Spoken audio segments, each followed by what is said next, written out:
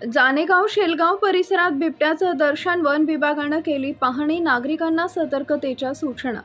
मौजे जाणेफळ शेलगाव परिसरात बिबट्या दिसल्याची माहिती मिळताच वन परिक्षेत्र अधिकारी खुलताबाद यांच्या मार्गदर्शनाखाली वन विभागानं तातडीनं घटनास्थळी भेट देऊन पाहणी केली।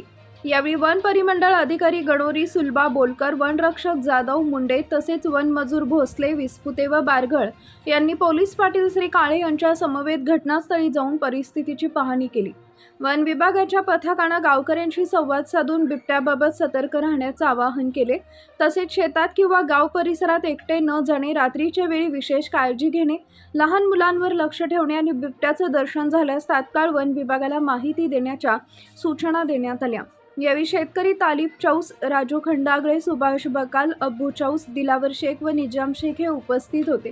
वन विभागाकडून नागरिकांनी अफवांवर विश्वास न ठेवता सतर्कता बाळगून प्रशासनास सहकार्य करण्याचं आवाहन करण्यात आलं आहे। DSP न्यूज लाईव्ह खुलताबाद प्रतिनिधी मधुकर खंडागळे। आज